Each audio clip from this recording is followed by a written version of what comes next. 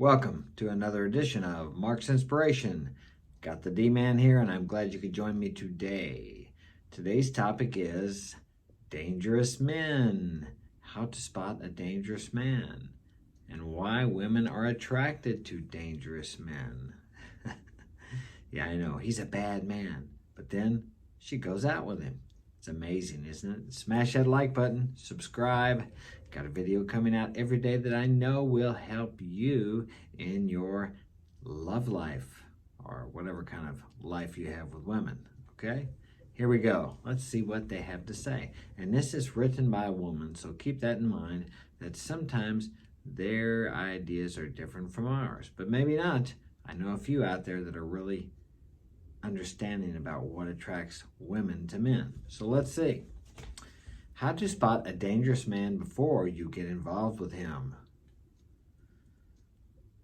Okay, there are 8 types of dangerous men, and we're going to explore why some women are attracted to dangerous men. Gives red flags and red alerts for each, this person does, and includes stories of successes and failures. Okay? This is intended for all women who have a history of bad relationships and want to regain control of their lives. And then they have the domestic violence hotline. They need one of those for men nowadays because a man can't protect himself. If he does and the police come, if your woman starts hitting you and the police come, there's a good chance, even if you didn't do anything to her, they're taking you to jail, buddy. Because that's a safe bet for them, because if you kill your wife or girlfriend and they came and left you there, it's bad news. And there's more of a chance of the man killing the woman than the woman killing the man, even though the woman is more violent in some of these situations. Okay, we'll move right along. I've experienced some of that. Never got taken to jail, but suffered the consequences of similar situations. Okay, a clash of biases. Something just didn't feel right about the way this useful information was presented. That so-called dangerous men are so fundamentally flawed that there is no point in getting involved with these men or staying with them if you're already in a relationship, because they will never, ever stop being dangerous. Well, no. I'm kind of a dangerous man. Actually, I have been dangerous in my life, but I don't have to be dangerous.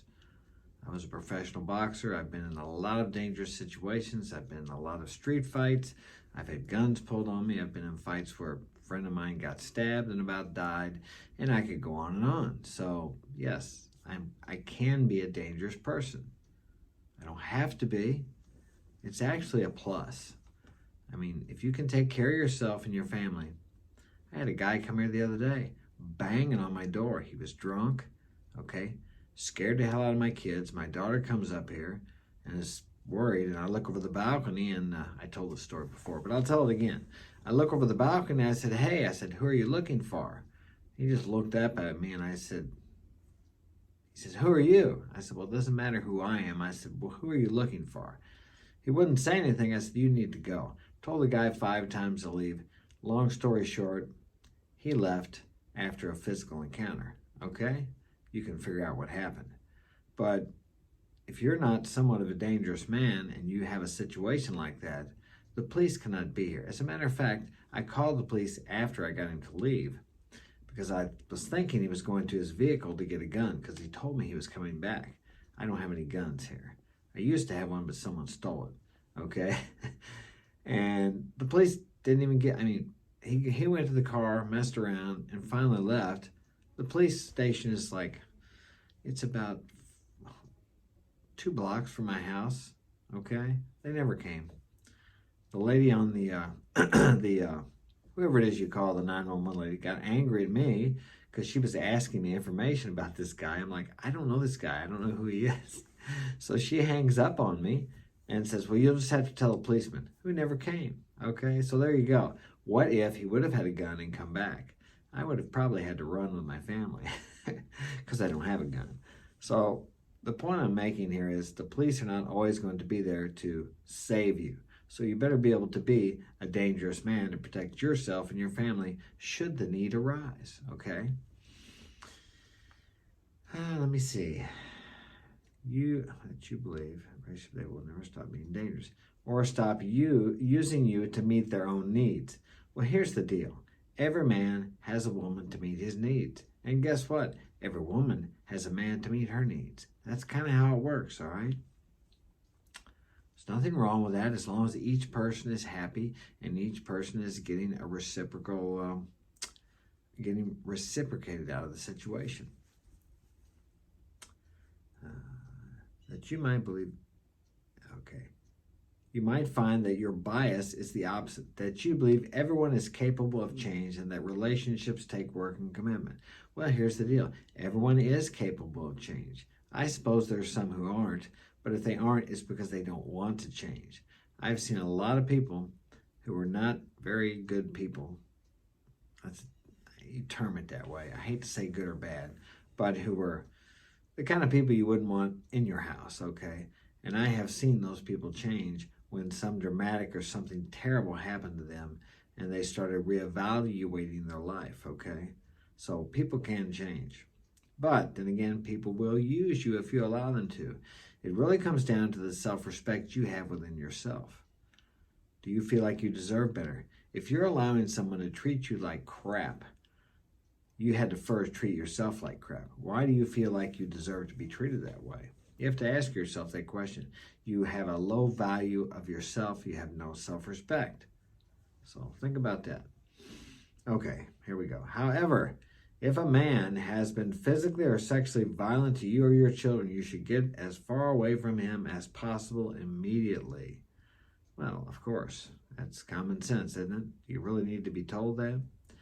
As a reader, you will have to make up your own mind about whether you believe the man you are potentially interested in is dangerous and worth the risks that are laid out. Okay, here we go. The 8 types of dangerous man. Dangerous men. Dangerous men defined as pathological and personality disordered. Everybody's got a personality disorder nowadays because we have a name for everything. Okay, we should just have angry men and angry women and bad men and bad women. Now everybody's got a name. Okay. Dangerous men defined as pathological and personality disordered are presented as 8 different types, some of which may overlap in the same man. In particular, the addict overlaps with all of the other types. Here we go. The permanent clinger. Needy, self-identified victims whose chief danger is sucking the life out of you. I've had a few of those. But whose fault was that? Mine, for letting them suck the life out of me. Because when you first meet these people, you see that they need you, right? And you want to help people, right? But you find out as time goes by, they don't want to help themselves. And you drain yourself trying to help them, and they don't put out the effort to make a change. So yes, those people will drain the life out of you. I've been in several of those relationships. But hey, you got to get out as soon as you see what's going on. The reason I didn't was because I just didn't. I thought, well, maybe not. I made excuses for the red flags I saw. The parental seeker, immature men who want you to look after them. I told you guys, don't be looking for your mommy. But I'm telling you what, a man wants a woman who's going to take care of him, who's going to take care of his clothes, his house, his give him a massage when he comes home. And what is wrong with that? What is wrong with that? If you're taking care of her, if you're providing a home for her, vehicle, car, everything, safety, security, why is it wrong for you to want a woman to take care of your needs? There's not. But when you want her to be your mommy and your emotional tampon, then there's a problem, okay? The emotionally unavailable man. Men who are already committed to another person who won't commit to you. Yeah, I've seen that before. Guys that were married, and these women will go out with him for years, thinking he's going to leave his wife. But if he does leave his wife, then the woman that's been waiting for him for years, she becomes bored with him and she doesn't want him anymore. And what does she do? She goes and finds another married man. So basically, she is emotionally unavailable too. She just doesn't know it.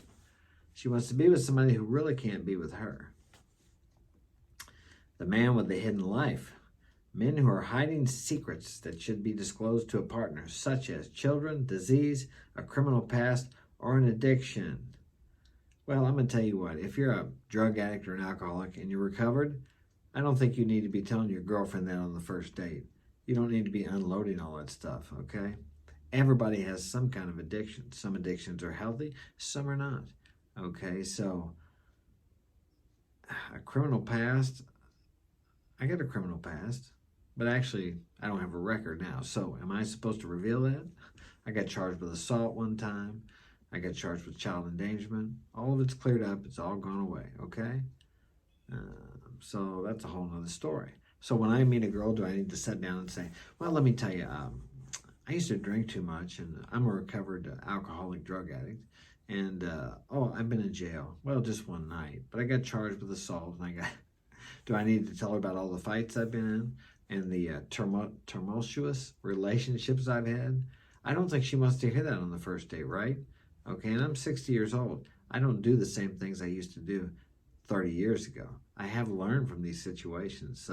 And I really don't want to hear about the men that she's been with that have treated her badly or the bad relationships she's been in. I really don't want to hear about that either. Now, I may ask her how many relationships she's had or what happened in her last relationship. And depending on what she says about her last man, if she badmouths him and talks badly about the relationship, you can about guess that you're going to be the next one she's talking badly about. So that's important.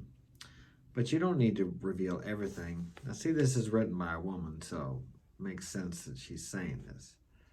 Women say they want this, but if a man actually opens up to them and tells them all these things, even if she isn't afraid of your past, she's like, there's no mystery. She loses attraction, and she'll say, well, he's got kind of a bad past. I don't want to go out with him.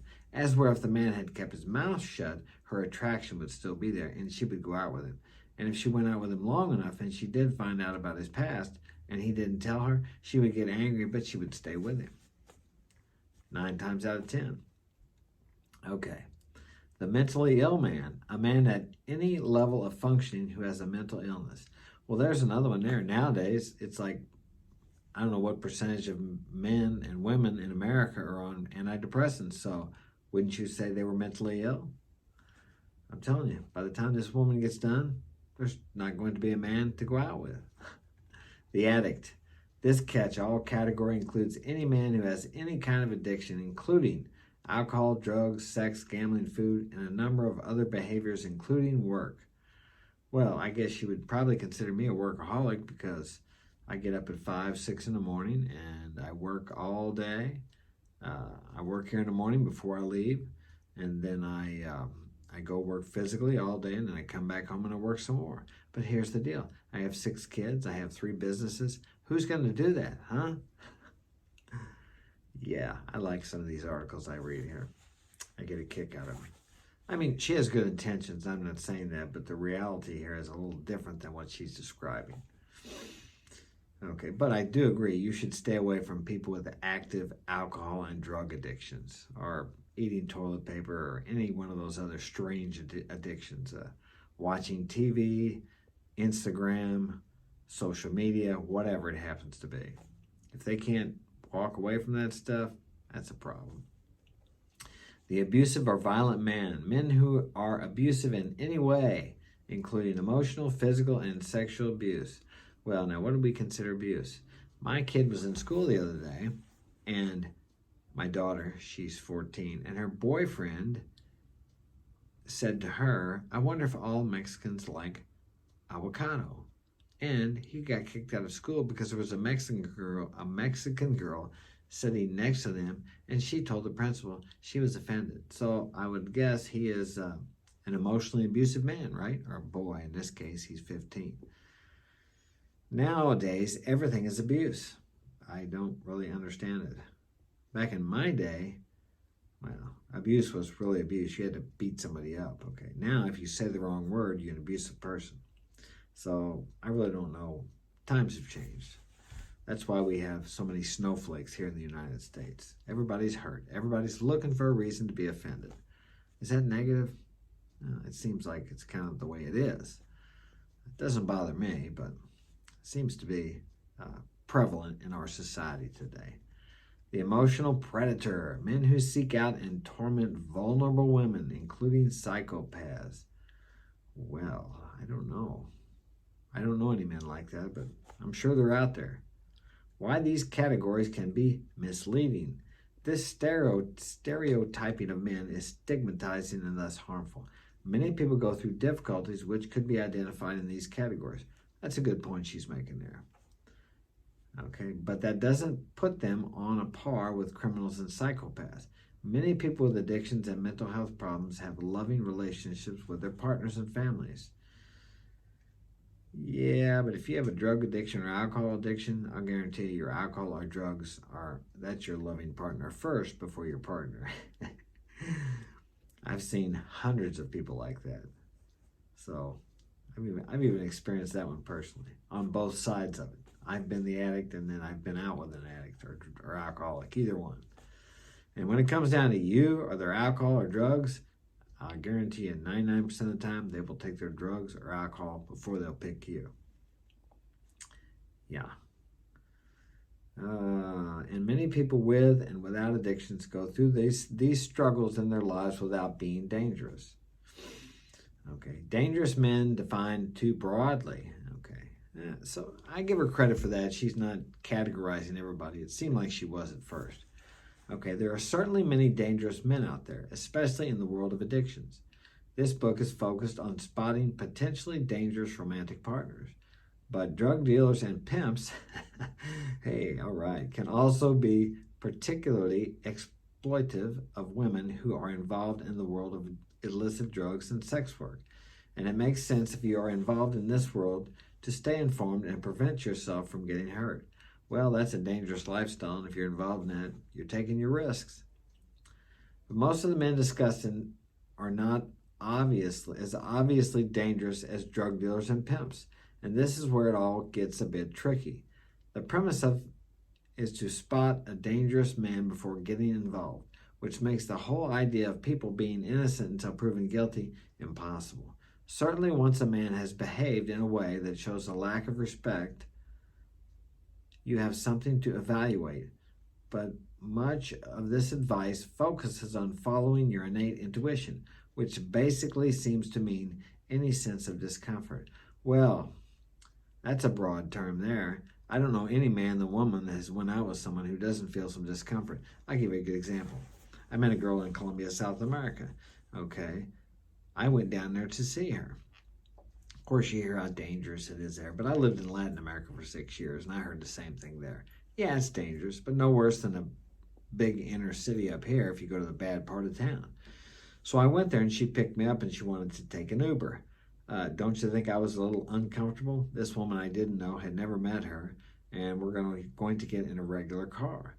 Yeah, well, I was uncomfortable. Everything worked out okay, but I'm just telling you, you got to take a risk to have a little fun in life. My God. If you're going to be comfortable all the time, you're never going to meet anybody. Okay, that's my take on comfort. The comfort zone is like a grave. Okay. This perspective is based on many years of working with abused women. So we have seen some of the worst situations that have arisen from women getting close to dangerous men. But to warn women about staying away from potential rapists or murderers is excessively alarmist. As she points out, these men make a lot of effort to be charming and appear normal.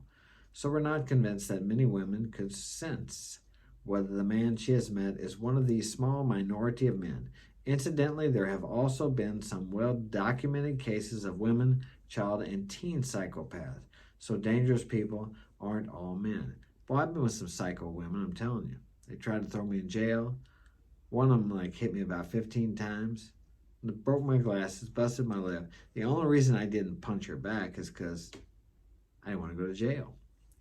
Okay, that's close. That was the only time in my life where I wanted to punch a woman like a man. I just laughed at her. Okay. Now, I would punch a woman like a man. Of course I would. If it was a dangerous situation, because there's some bad women out there. I mean, there's some women out there that can fight. Some MMA fighters, UFC fighters. Some people say never hit a woman. Well, how can you say that? If I'm in a war situation or our country got overrun and a woman was attacking me, I'd kill her. What am I going to do? Stand there and say, well, you know what? Never hit a woman. Never hit a woman. I don't think so. I don't believe on beating on women. I don't believe on hitting women. I don't believe in hitting on women. But I'm telling you, you can't say never because there are so many situations that could arise.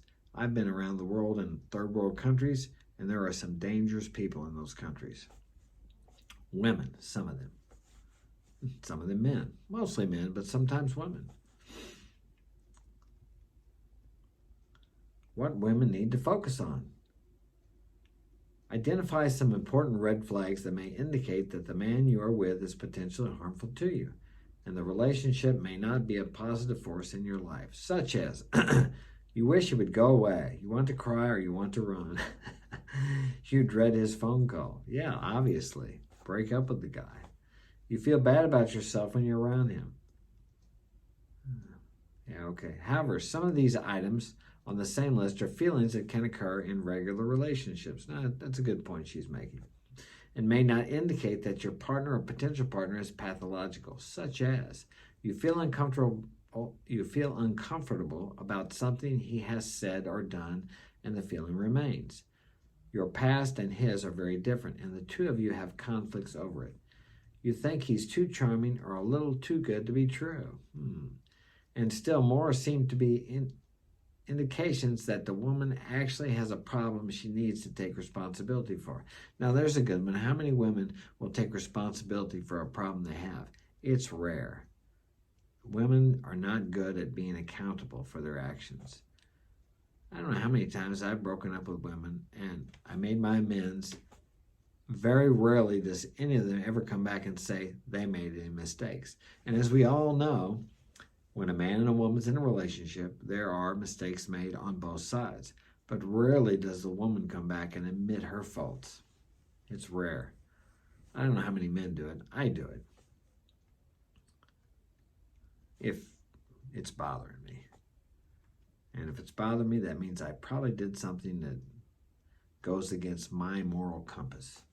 And that's what's important. Keeping my side of the street cleaned off. So it doesn't matter what she did. But if she would come back and admit her wrongs and say she wanted to make it better, then maybe there would be a way we could work things out. But they don't do that usually. Okay. And still more seem to be indications that the woman actually has a problem. Okay, I read that. You tell friends you're unsure about the relationship. These are indicators that maybe you should get out of it. These can go for a man too, some of these. So you feel isolated from other relationships with friends and family. You think you're the only one who can help, love, or understand him. Hey, I felt that. Well, no, I've never felt that way about women. I felt that way with women I'm with that needed help. I knew they needed to be helped, but I usually realize that I'm probably the last one that can help them. And usually you are. As a man, if you're with a woman like that, you're usually the last one that can help them get out of their addiction or their addictive behavior. I mean, they have to be willing to do something for themselves. They have to be willing to get help if they need help. You can't fix anybody. I've tried that. It doesn't work. And many other people have tried it too. So this was actually written by a woman for women, but it gives you men some insight about how women think, and you see they're very attracted to dangerous men. So you can be a dangerous man. You don't have to be abusive in any way, shape, or form, but you can be a dangerous man, and there's nothing wrong with being a dangerous man. Every man that's been in the service and has been in combat is a dangerous man, okay? He doesn't have to use that ability to be dangerous, but he is a dangerous man. Anybody who can fight, who is a trained fighter, is a dangerous man. I am a trained fighter. Does that mean I can't be beat up? Of course not.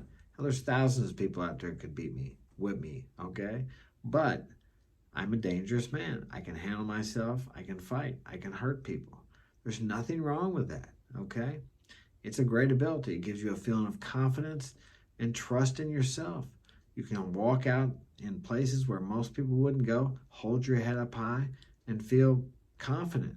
And I'm telling you what, Most people will not try to rob you or bother you because they pick up on that confidence.